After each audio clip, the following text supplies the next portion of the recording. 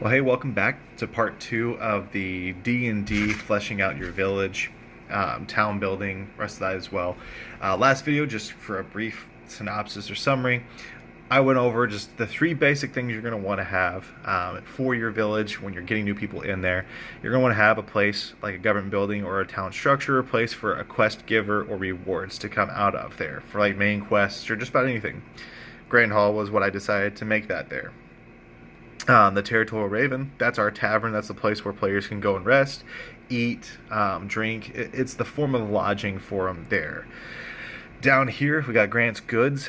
That's effectively what I decided to make it our general store. Now, unfortunately, I was actually filming me draw the rest of this when my camera actually gave out. And so what you're seeing here is kind of the finished product of my next step, and I'll just kind of go over quick basis points as far as what I was doing. So if you look from where we left off the last video to what is new here, a couple things I want to point out is we added, just because I decided, hey, my east side of the river here is really only going to be the Grand Hall and the goods there. I decided to add a watchtower as well to kind of give some defensive position for players and the guards and everything to make it a little bit more fleshed out and realistic here for them, because on this edge I put the Jamocha Forest. Now, the forest is a nice addition because it is a place where you can go through, have quests and adventures, or maybe enemies or threats or foils come out of there. You can have a bandit camp in the middle of the forest, or you can have goblins coming out of there as well too, or a pack of wolves that's been ravaging, local traders and stuff along those lines. Maybe even hunt a beast at that point there. So the forest is another quest location, but also just another way to kind of do some world building and flesh out your village. I also added on the barracks and the jail, because one thing I kind of mentioned whenever I was actually creating this thing was you want to go through and make sure that you have ways to fill out or give flavor to your village, not make it seem like every other village as you walk into.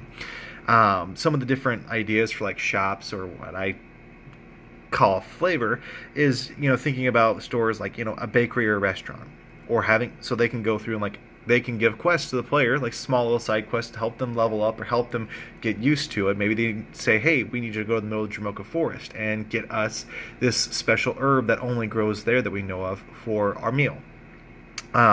Or the blacksmith, if you have a blacksmith in your town, it's a place where players again can spend their money on like custom weapons and armor and the rest of that, or maybe repairing their stuff.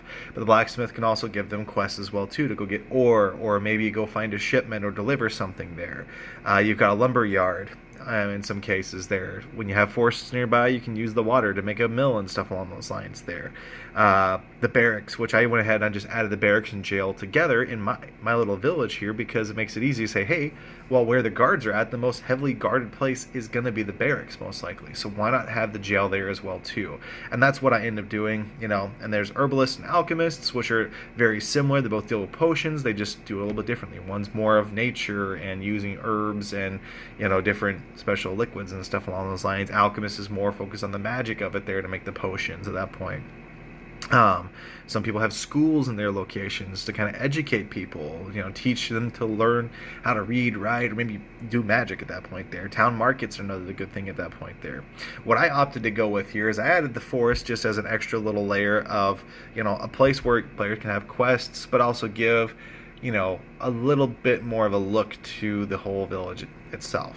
I got the barracks and jail added here as well too, and then I went ahead and added Edna's Bakery as my other location. And as you probably see here, I went ahead and added some just empty houses. I don't have them marked down or anything because this is for like random NPCs. So if you wanted to throw an NPC, maybe your players get into a fight with somebody in the tavern, well, guess what? You just found yourself an NPC to fill into that home.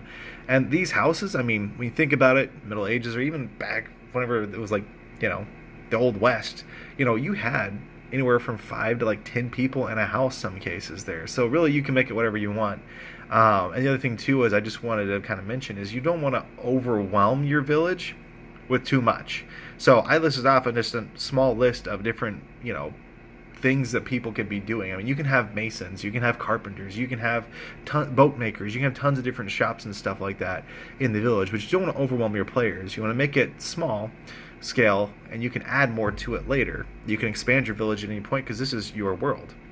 But you also don't want to make it so that, hey, literally everything the players could possibly need is here, unless you want to make it into like a city at that point there.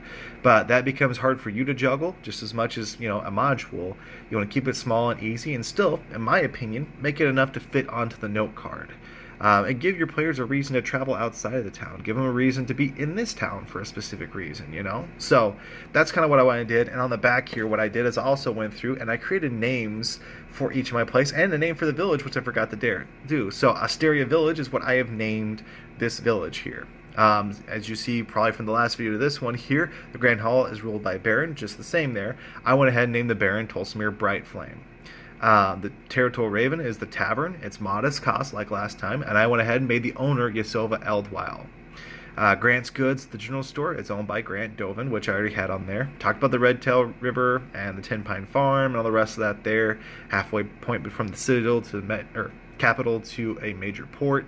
Edna's Bakery is owned and ran by Edna Mogair, and the captain of the barrack is Lavinia Stalwart. So those are just a few things that I added to kind of spruce up the village itself there. And one other thing you can look at itself there, we'll name the capital and we'll name the port town from here, because then that's going to give your players a little bit more of a reason to go and adventure outside of it there, or help you out whenever you're deciding, oh, well, now my players know about the capital. Well, let's build the capital next. Or my players know about the port. Let's build the port next. So that's going to give you something to go with there. So, matter of fact, I won't even name...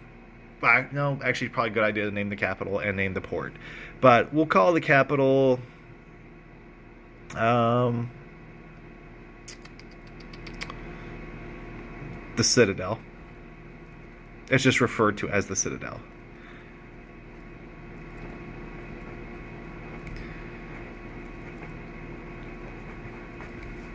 And then we'll call the port...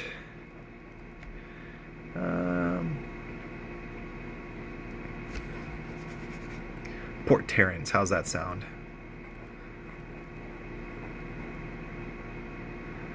We'll call it Port Terrans. There we go. Make it sound a little bit weirder. Alright, Port Terrans. Kind of like Terrans, but not really. And then capital, the Citadel. So now your players have their main village, the Asteria Village, where they're at. You've got main NPCs that they can go and talk to. So now you don't have to try and make these people up in the spot. So if you want to go through and you're describing who is in the inn or who might be shopping at the general store while they're in there, you can have some of these people in there to kind of help out with fleshing that out for you. The next parts I'll be kind of focusing on will be a little bit different, but this one I just wanted to kind of finish up or wrap up, how you can go through and flesh out a village. And honestly, I mean, the total of everything with me trying to record this, add it together, come up with names, rest of that stuff there, about 30 minutes. You can make it even quicker than that, and the thing is, as you're going faster and you don't have to explain as much, you can really whip these things out pretty quick. And if you're a lot more creative, which most people are than I am, you can go through and get that taken care of. So hopefully that helps out a ton, and I'm excited to see where everybody kind of takes their stuff going. So if you want to ask me any questions or do some follow-up, or, if you want to ask me about anything else, I'm thinking about the next kind of focus in the village will be quests, and how to go through and create quests to surround your area here to help you be kind of still a minimalist game master, and make it easier for you to take D&D on the go or teach new people how to play on the fly. So thanks so much, and talk to you later.